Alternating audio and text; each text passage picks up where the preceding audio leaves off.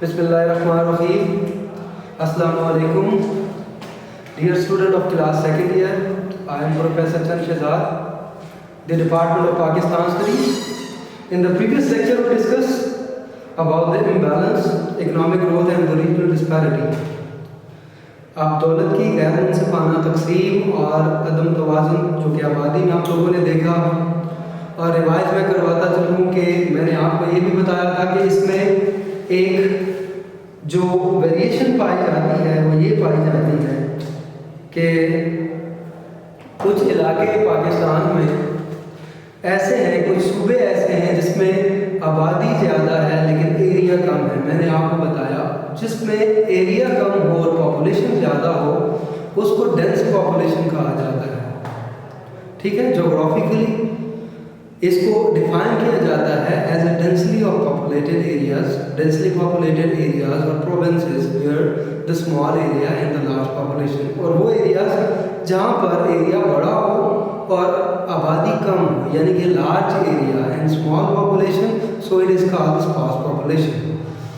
तो इसमें हम लोगों ने जो इंटरनल माइग्रेशन है कि किस तरीके से माइग्रेट करते हैं लोग पहाड़ों से नीचे आकर अर्बनाइजेशन का जो प्रोसेस है, शहरों की वसअत में इजाफा होता जा रहा है, शहर आहिस्ता आहिस्ता बढ़ते जा रहे हैं, cities and the urban areas became large in the previous few years. हम लोग अगर देख रहे हैं तो वो पिछले चंद सालों में शहर आहिस्ता आहिस्ता उनकी विड्थ बढ़ती जा रही है, देहात हमारे बिल्कुल कम होते जा रहे हैं और ख़त्म होते जा रहे हैं, खाली होते जा रहे हैं। उसके क्या फैक्टर्स हैं वो भी मैंने आपको बताया।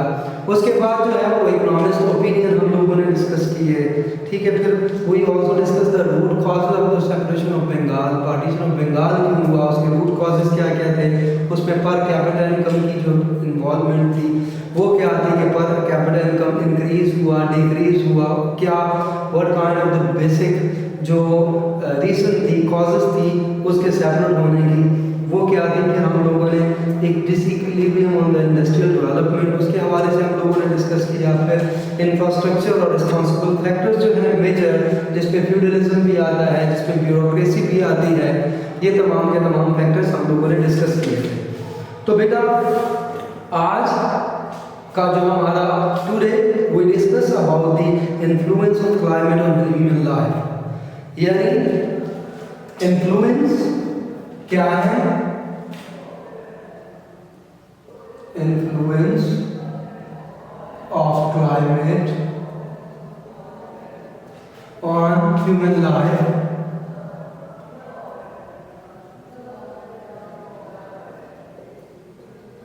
ठीक है, इसको उर्दू में हम लोग लिखेंगे इंसानी जिंदगी पर जो आबो हवा के असरात हैं वो क्या है, आबो हवा के असरात, ये उर्दू में हम लोग लिखेंगे influence of climate on human life, इंसानी ज़िंदगी पर माहौल के असरात क्या हैं, किस तरीके से माहौल का जो इम्पैक्ट है, जो इफ़ेक्ट्स हैं वो इंसान की ज़िंदगी में किस तरीके से इन्फ्लुएंस है उनका, और उनकी इम्पोर्टेंस क्या है, अहमियत क्या है, वो हम लोग डिस्कस करेंगे। मैं यहाँ पर कुछ एब्रिविएशन लिख रहा हूँ, ये टॉपिक बहुत छोटा है, लेकिन अगर आप पिछले 2-3 सालों के एनुअल एग्जाम के पेपर उठा के देख लें तो उसमें ये क्वेश्चन आया हुआ है, influence of climate on human life.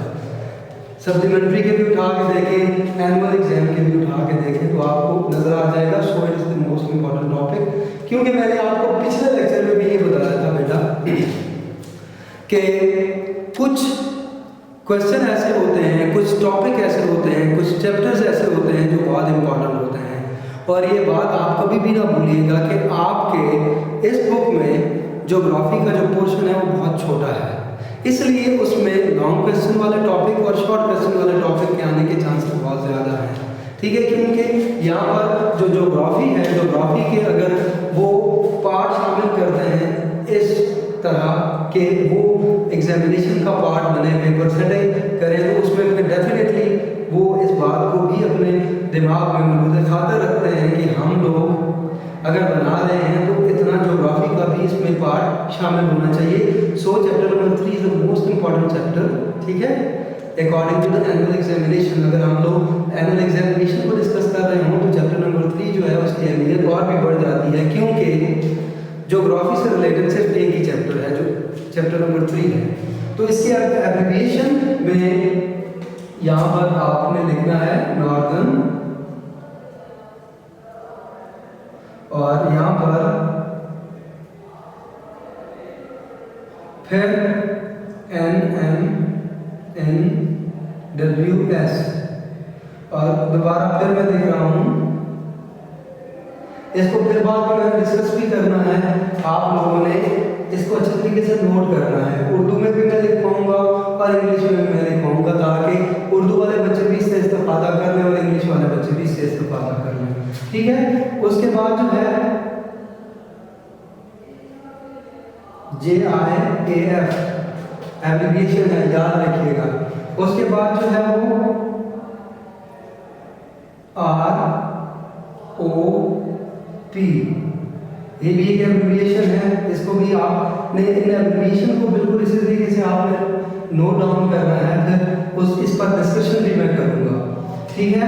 फिर उसके बाद DOP, उसके बाद जो है वो DOF, और फिर DIS। इसके अलावा जो है वो कुछ चीज़ें, ये 1 2 3 4 5 6 7 8 9 हो गए, ठीक है ना। फिर उसके बाद COP, SOPs नहीं है, COP, इसको मैं बाद में आपको इसकी एब्रिविएशन के लिखवाएंगे। ये NMISS का मतलब है northern mountain in summer season.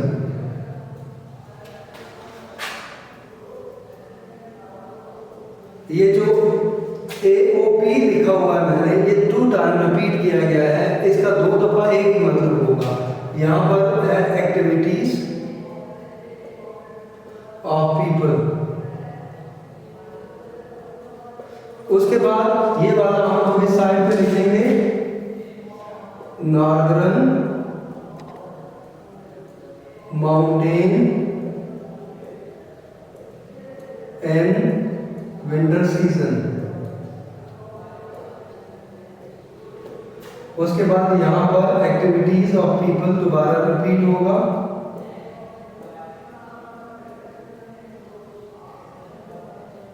उसके बाद यहाँ पर ये वाला जो है JIAF, इसमें हम लोग लिखेंगे जॉब्स इन आर्म फोर्सेस।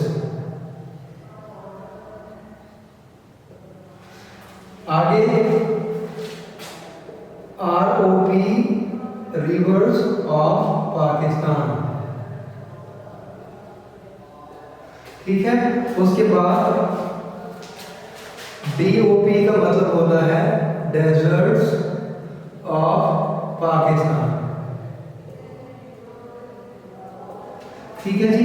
उसके बाद जो है DOP 2 दफा लिखा गया, ठीक है। यहाँ पर जो DOP 2 दफा लिखा, डेजर्ट्स ऑफ पाकिस्तान है, ठीक है। दूसरा जो है वो ड्रेसेस ऑफ पाकिस्तान है, ठीक है। ये जो है DIS डिजीजेस, डिजीजेस के बाद यहाँ पर लास्ट जो है वो है क्रॉप्स। उस साइड पे लिख रहा हूँ, यहाँ पर शायद नजर ही नहीं है, क्रॉप्स ऑफ पाकिस्तान।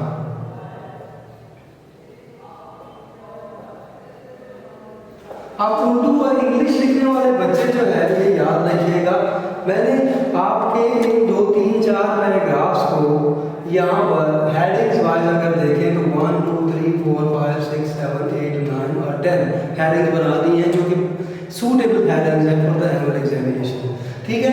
यहाँ पे northern mountain in summer season का मतलब है कि शुमाली पहाड़ी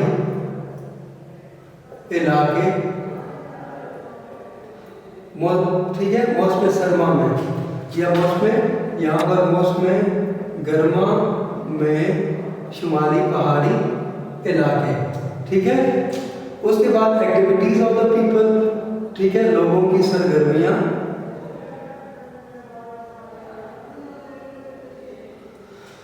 आप इसमें northern mountain in winter season, मौसम सरमा में शुमाली पहाड़ी इलाका, ठीक है जी। और एक्टिविटीज ऑफ पीपल, लोगों की सरगर्मियां, सरगर्मियां चेंज हो जाती हैं वक्त के साथ साथ, ठीक है। जॉब इन आर्म फोर्सेस, फौज में मुलाजमत, ठीक है। डेजर्ट्स, पाकिस्तान के रेगिस्तान, पाकिस्तान के रेगिस्तानी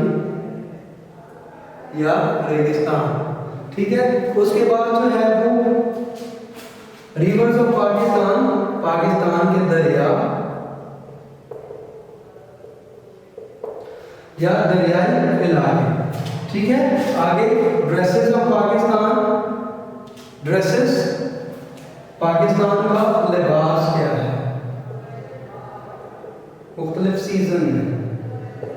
उसके बाद नंबर नेक्स्ट जो है वो है डिजीजेस, डिजीजेस कहते हैं बीमारियों को, बीमारियां। और उसके बाद पाकिस्तान की फसलें।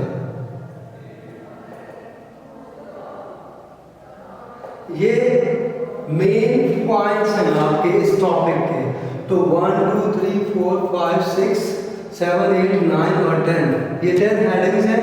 आपने हेडिंग्स को इस तरीके से लिखना है। अब हम शुरू कर रहे हैं नॉर्दर्न माउंटेनियन समर सीजन।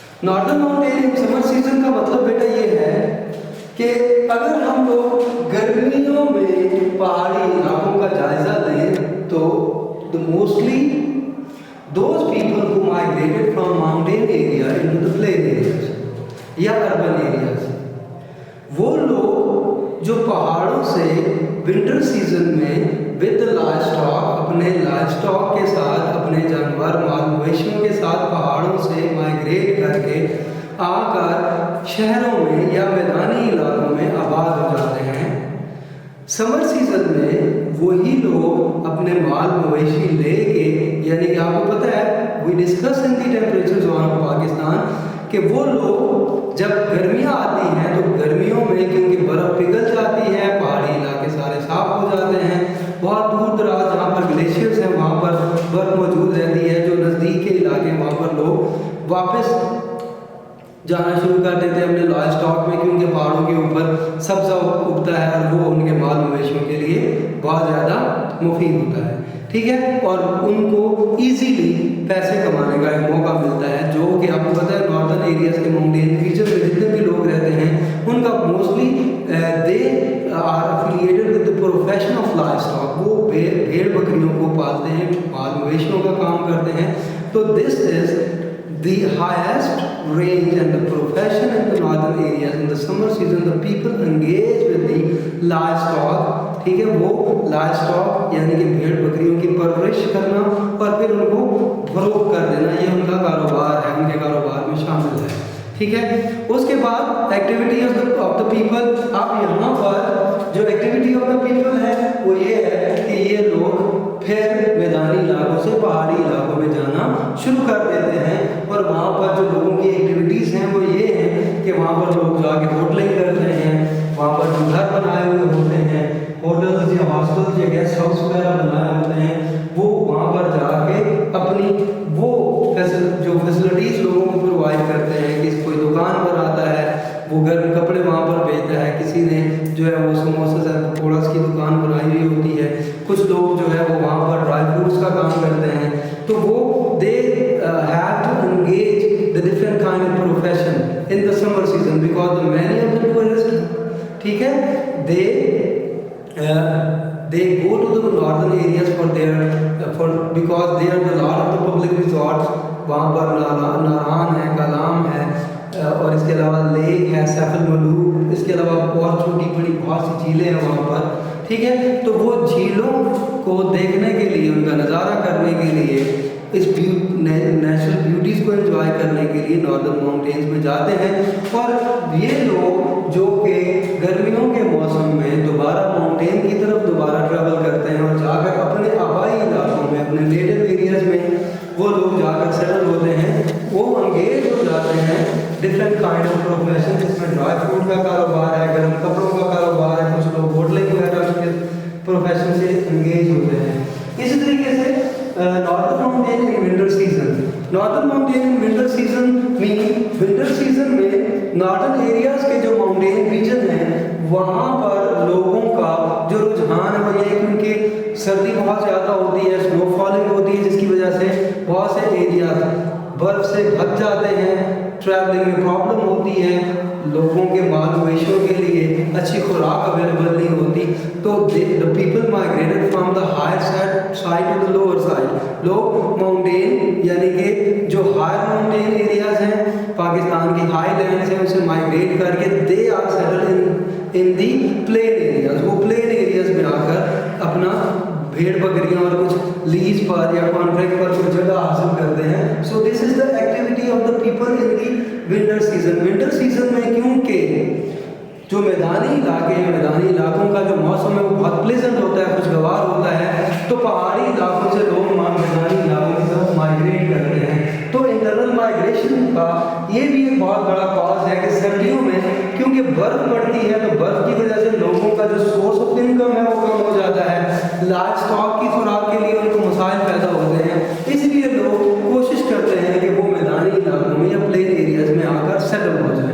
अब उसके बाद जो है जॉब इन आर्म फोर्सेज, ये हम लोग अभी ये पॉइंट डिस्कस करने के लिए जा रहे हैं, फौज में मुलाजमत। अब फौज में मुलाजमत जो है उसको हम लोग इंशाल्लाह ये पॉइंट जो है बहुत अभी चल रहे हैं, तो इंशाल्लाह नेक्स्ट लेक्चर में हम लोग इनको